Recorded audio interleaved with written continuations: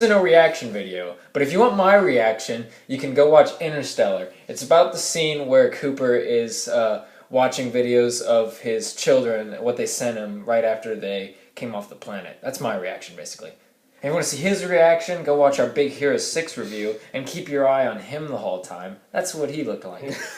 Yeah, is that a lie? Did you like it? That's a lie. Yeah. I loved it. Yeah, that trailer was awesome. It's like when I saw it, like my heart went like. Yeah. Today, like every day, okay, when I get up, I just I just check YouTube and I see if like any interesting videos worth watching have come up that morning. But today, for some reason, I don't know, I just felt like, it's kind of a waste. There can't be anything good, so I just waited a few hours, and then like several hours after I should have seen it, I pull it up, and then Star Wars YouTube channels releases trailer. I freaked out, like I couldn't even describe it. Like I was just. Like, you hear all these, things about it, like what actors are going to be in it, and you see all the set pictures. It's just so nice to finally see something. Yeah, I didn't expect it at all, because, I saw it from, their Twitter, and I was just like, holy crap, is this, I first thought it was fake, because, I didn't see it from the actual Star Wars source. Some guy retweeted it, but it was, in his tweet, so it wasn't, in Star Wars, and I was like, come on, I hope this isn't fake, and then when I saw it, and then I saw Star Wars Twitter pages had actually done it, and I was like, yes! Yeah, I thought it was fake until John Boyega's head popped up, because it was just like, okay, let's get into this trailer. Okay, so the first scene is, you hear this monologue of this dude talking about there's been an awakening. We're not going to talk about that, because we know nothing about what he's talking about. He's probably talking about, the Force, and maybe, the Force is, gone, or, it's died off, and maybe Luke, being the Last Jedi, maybe something's happened to him, and maybe the Force has died off, but maybe it's coming back somehow. And I don't know. Now it's awakened from its slumber. Yeah. But we don't know. But anyway, the first scene is a shot of it's undoubtedly Tatooine, I think, and I think it's they were filming that scene in Dubai, the deserts and stuff, I think. And I was kind of skeptical at first because the way it opened, I don't know, it was just the shot was just kind of flat. It was just an establishing shot should be interesting at least, or it should move at least, in my opinion. But it was just kind of flat. The camera wasn't moving at all, and it just kind of faded in. But then they made it work because it was abrupt. Here's John Boyega. Here's one of the main characters. Yeah, and he's dressed up as a stormtrooper, and it looks awesome. Because if you notice, I noticed there's little markings or something on the chest. They changed the stormtrooper armor design a little bit, but it's still really cool. And it just looks so nice because in the prequels, the clones were just part of the green screen. They were just part of the effects. But yeah in the original trilogy, they're real. They actually have some armor, and they put them on real people. Mm-hmm. It just felt it felt different. There's always been a disconnection in my head of the prequels and the original trilogy. They just feel different because the prequels, they have really admittedly nice wide shots of planets, and you see the whole planet. You see big landscapes, and it's all fake. But that's excusable because you can't do real shots of wide stuff that's supposed to be like space and fake. But that said, that shouldn't be in it. It should be grounded, and there shouldn't be big wide shots. It should be focused on a character. The universe in the original trilogy felt really big. So I think that's why now that I think about it, I do like that opening shot a little bit. But it's still kind of weird. It's kind of flat. Yeah. So, yeah. What else? And the next scene is another controversial scene because it's a droid, and he's an astromech head, and he's a little beach ball, people are calling it. That's the common thing that I've heard over the internet. People are calling it a beach ball droid. Did you like the droid? How that little thing looked? I don't know, it looked kind of weird to me. But what's interesting is that if that were in the prequels, people would probably hate it and say it's really stupid. But there's just something so likable about it because it's real. You can tell it's they put... Yeah, it was handcrafted by people who cared about it. Yeah, they applied some talent to it and actually made it, and it was cool. Mm-hmm. Alright, what was the next scene? What happened after that? Let's see, after that, I think it was the part where it's on this dark ship and you see all the stormtroopers that are waiting. Yeah. And you see this one stormtrooper get his gun out, and there's this cool cut shot. It's yeah, that's another thing. The way that scene was edited, that's a really common thing with J.J. Abrams. Who's the director of the movie. His films are very fast paced most of the time. They're very quick, and they're very they're very cut. There's lots of angles, and they're really fast, and they're really exciting. And I really like that because the original Star Wars movie, it was very slow. That's not a bad thing. It took its time. That was a really good thing about the movie was it's this kind of cheesy universe, but it takes it seriously and it feels real despite how unreal it looks. it feels real because it takes its time and it introduces the characters in a way that it's not like a gimmick. Like, the dialogue isn't always about, oh, that's a weird planet, and they're like talking to the audience because the universe is all goofy and it's weird. No, everyone in there felt like real people, and it took its time to set that up. That said, I think it would be fine if this film does something different, and it makes, like, the beginning more, like, fast, because, like, fast-paced. Because I feel with the momentum that this movie has, and how many people are excited for it, and how well these people and these fans know the universe, I feel like this film has earned the right to not do what the original movie did and take it slow. I feel like it's earned the right, especially with J.J. Abrams directing it, as I just said. I feel like it's earned the right to move really fast and really quick and be like, just like a well-paced action movie, more than like a character movie, which, you know, you want a character movie. Probably an unpopular opinion for me, but I don't know, I just feel like this movie could, like, the universe is so well understood by now, it can move along. Like Batman v Superman. You don't need a Batman origin story now, because you know him already. Yeah. Yeah, so, that said, though, we do have lots of new characters, like John Boyega's character we still don't know about, and I think the next scene is, Hold on, wait, you forgot the part when the door opens, so I think they're, like, about to, jump out of this thing, like the plane they're on, if they're on the plane. I mean, that's what it looked like to me. Cause you see, like, the door was opening, you know? Yeah. Yeah. Yeah, I don't know if they were, like, just gonna walk down a ramp, and they were like, that scene was weird because it was cut really fast. It looked like they were about to, like, stuff was about to go down, and it was about to be, like, a big fight or something, but they were just, a ramp just went down, they were gonna walk out, so I don't really know what that scene was going for, but I guess it's just a teaser, you can't pick out individual scenes from it.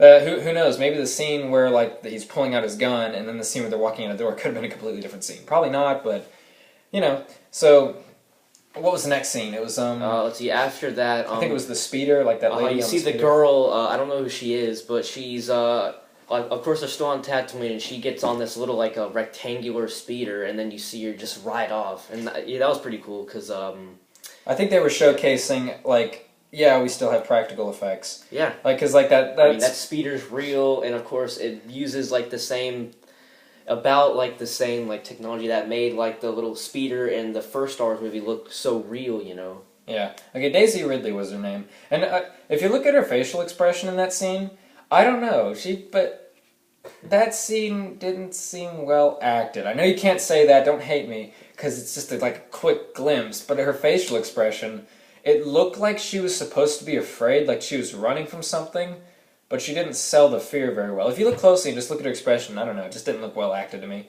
But I don't know, because she's not very well known, as it says here. She hasn't really been in much. That said, I'm still excited to, like, just meet these new characters, as I was saying before. Yeah, at least they're bringing some new blood into this movie, you know. Yeah, speaking of which, Oscar Isaac, I don't know anything about him, but he's, most of the critics that I've heard that after the cast was announced, they were talking about him, and they said that he was really good, and that we should be excited for him. Reason I bring him up, because I think the next scene was him in an X-Wing. Mm-hmm. It just shows a picture of him just like they would in the original Star Wars movies, you know, which is like a shot of his face, and then you see, like, all the X-Wings just, like, pull up, and they're, like, and they're flying across the water on this planet. I don't even know what it is, but it's awesome, man. The way it's shot, you can see the water moving off, just like, and go. That planet looked a lot like Alderaan. Obviously, it's not because Alderaan blew up. It blew up, but destroyed. Yeah, but it looked like it a little bit. But it's obviously not. But that's like, it just looked like it. But that scene was so cool because, like, it's just the X-wings in an environment we've never seen them in before. Like, they're always either in space or in a hangar. But they were like, that looks like if X-wings were real. Like, that's how it looks like it would look, because, you know, when they're flying, you see, like, just, like, the air pressure just, like, building up around them as it's blowing the water out, like, past them. And that's, like, something you never see in Star Wars, because, like, you know, physics don't apply to Star Wars. I mean, the Millennium Falcon isn't supposed to fly in real life. That's impossible. Yeah. So it's kind of weird, like, how, like, just that little, like, they added that little effect of realism in there with it blowing the water out. I thought that was really cool. It's kind of weird, but it looked really cool. Like, that whole shot just looked cool. Like, it was just a shot following the X-Wings at their speed, and it was just, like, mountains in the background, and then the sun, and it just looks so cool. Like, that was an eye-candy scene right there. Yeah. And obviously, Oscar Isaac's character, he was flying it. Like, I didn't recognize him at first. It took me a while to realize it was him, because he had the helmet on, the Rebel helmet, but it was, like, a different helmet. Like, everything in here has pretty much gotten a facelift a little bit. Like, I remember I saw a picture of the new X-Wings, but they looked different. And those X-Wings in that scene looked like the real X-Wings. I don't know, because I remember a video of J.J. Abrams talking about something, about Star Wars Episode VII, or about something the studio was doing, and in the background, in a not-so-subtle way, was this entire set of an X-Wing, the new X-Wing as they called it, but it looked completely different from the ones that were in the trailer. I don't know. I don't understand that. Yeah, maybe they just scrapped them and, came up with just, the regular X-Wings. Yeah. I don't know. Well, we'll see it all. It's just so cool to see those ships again. Yes. It's just like, because it's just, Star Wars is such a cool universe. So what's the next scene? It's in the forest? In that forest? Sith guy? It's that black hooded figure in the forest, and then you hear the guy just say something about the dark side, and then he pulls his lightsaber out. Cool lightsaber, by the way. Yes. But it was weird. It's all red, it's really long, and it has these two prongs coming out of it. It looks like an actual real sword, because the prongs and everything. But it did look weird, because it looked like it was almost incomplete, because it was just I don't know, if you look at the blade, it's just kind of different. Like a normal blade in any movies, it's just like this rapier blade almost. It's really thin, and then it's got the color, the light glowing off of it. Yeah. But this one, it was weird because it had the rapier part of it, but it was almost glitchy, and it was going all over the place, and it looked like it had almost shocks of electricity. It probably wasn't electricity, but it just looked like it had these just things of energy going around it, and it looked very different. Yeah, maybe it might be a new type of lightsaber. Maybe it's just something they'll fix in the final version or the next trailer. I don't know. Yeah, maybe it's just J.J. Abrams' artistic license, just changing some stuff up for the sake of him being him. I mean, all that matters is that you instantly recognize it's a lightsaber. Anyone in Star Wars will know that it's a lightsaber. Yeah, I'm all for changing stuff up, by the way. Like you said, there's too many lightsabers coming out as little prongs or something. Yeah. Like the handle. I'm all for stuff like that. You want to... I don't just want to see the same technology over and over again. I like to see new ships. I like to see new weapons and stuff. It's a big universe. You can do what you want. It's really cool. So there's a lot of things that guy could be, because we don't know who that guy was. I think it will be an Inquisitor from the Star Wars Rebels show, because that's what they're talking about in Star Wars Rebels. The Inquisitor, they're going to make that a main villain. Yeah. Not the actual Inquisitor in the show. Inquisitor. Inquisitor. There's no the Inquisitor. There's Inquisitors. There's just people, and they apparently were around during the original trilogy, where it was a thing that Darth Vader used to hunt down Jedi, hunt down remaining Jedi. So I think that's really cool. It's a new piece of lore that was actually there, and I think that's who that is. Maybe, I don't know. Yeah. And there's some speculation about Luke Skywalker being a twist. Luke Skywalker being the villain. I don't know. Probably not. But that'll be kind of dumb. Yeah, but you never know. I mean, maybe that's what The Force Awakens mean. Maybe it died off because Luke Skywalker lost his way. I don't know. It's all speculation. It's a teaser. And then next scene. And let's see. Of course, after that scene, you hear the guy say, "And the light," and then the screen goes dark, which is kind of ironic because he says "and the light," and then the screen goes dark, and then But then the light comes up. Yes, and the light comes up, and then you see the Millennium Falcon. Yeah. In all its glory, and then you Minus see the satellite. camera go all over the place, and then it just follows it around in J.J. Abrams' signature style. Yeah, it's that just looked like a shot that he would do from Star Trek. It's this uncut shot, and it's following it at the same, not just where it's going, but the same level as well, because it was upside down, and it looked kind of weird at first, but if you think about it, it's a really cool shot, because it's uncut, and it's just following it. And it just looks really cool because it's going all over the place. And once again, it's in an environment we've never seen it before. Because usually we see the Millennium Falcon flying around in space and stuff and doing maneuvers. When it's flying above a planet, it's just flying above a planet. But now it's it was literally this close to the surface of Tatooine if you look closely. It was doing a flip, and then when it came back from the flip, it was right there, right on the edge of the sand. And then you got two TIE fighters coming at it, trying to shoot at it. They got the green lasers back or whatever. Someone said, I don't know why that's significant. I thought they always shot green lasers. But that was an awesome scene. And then Force Awakens. Force Awakens from the middle, and then of course when that scene comes on with the Millennium Falcon, you hear the classic Star Wars theme.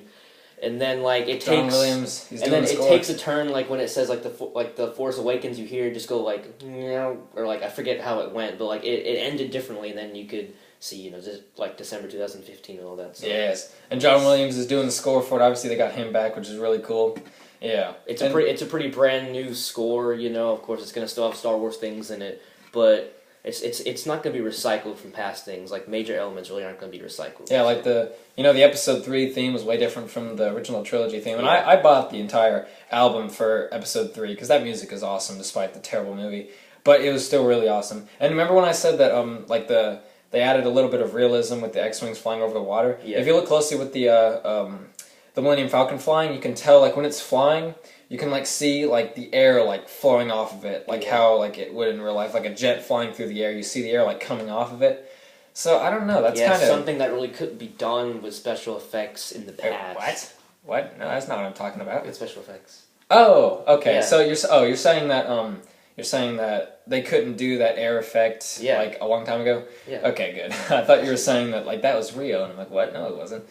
Yeah, I bet that. I wonder how they did the Millennium Falcon scene. I bet it was like a miniature. Like I don't know if it was all effects. I feel like they made it like a miniature, like Millennium Falcon, and they propped it up against a green screen. I don't know. Yeah, hopefully we'll figure it out when they release it on DVD and like the special effects or like the special features and all that stuff. Yeah, it's a shame that they're done filming or about done filming. Yeah. Are they done filming? I don't know. I don't really check up on that. Yeah, I think if they're not done already, then they are close, which is a shame because I like to see set pictures and then like piece them together, like with the movie. But that said, we still got more than a year left. Though. Yeah. But that leaves time for plenty more trailers, and I'm so excited for those trailers. Yeah, you know what I don't get? They said that they were going to release this trailer in like 30 locations or 9 locations. I can't remember which one it was. But at theaters, like I can't remember if it was just Big Hero 6, but they were going to be releasing the trailer in theaters today. Why did they release it on YouTube? Why would they make people like go see that movie? I know they want the money, but that said, why release it on YouTube now? Why not just keep it exclusive to the trailer? I'm not complaining, but why do that? I don't understand. So a the wider marketing. audience can see it if it's on the internet for free. Well, yeah, but I mean that kind of defeats the purpose of them wanting to get people into the theaters. But I guess that's why they didn't tell them. But I think we all knew that it was going to be released on YouTube one way or another. Either Star Wars, the YouTube channel did it, or someone filmed it in the theater because they announced it. So someone was going to... I bet a bunch of people have their phone out right now. They didn't even know this is on YouTube right now, and I bet they have their phone out right now, like during the trailers, waiting for it to come up. This is running on 17 minutes. Yeah, this is like as long as our actual movie reviews. There's a lot to talk about. I'm a big Star Wars fan, so I think we can... There's a lot to talk about in a teaser trailer that's only about a minute. Yeah, I can't wait for the real trailer. That'll probably be a long time from now. Yeah. Hey, you think we'll review the Batman v Superman trailer? Coming next month, but I think, yeah, but it depends on how much there is to talk about, and obviously there's a lot to talk about with this, surprisingly. So I think we'll end on that. Should we rate a trailer? Yeah. Just personal. Give it a personal. Something out of 10. 10 out of 10 because I loved it. It was really good. Yeah, You're gonna expect that from me. I love this trailer so much because it's a Star Wars trailer. If you actually think about it, it's not like it didn't have that like punch that like most trailers get. Like the Age of Ultron trailer was just like amazing. Like you got the Pinocchio song, the creepy version, and you got the music, and you got all these really cool shots. The Hulkbuster armor, like it's really cool. This trailer didn't have like the punch that I wanted, like that. But that said, I enjoyed the heck out of it because it's just Star Wars, and I love it so much. And it looks like a return to form. I'm not going to get my hopes up too high because I don't want to have my just childhood crushed again. But that said, I'm still really excited for it, and I'll give it a 7 out of 10, I think, because I really liked it. It was a really well-cut trailer. It just didn't, like I said, didn't have that punch that I wanted. But that said, it was an awesome trailer. If you haven't seen it already, you're stupid because we just spoiled the whole thing for you. You've already seen it. I peed twice when I saw it. Aim for average. I didn't.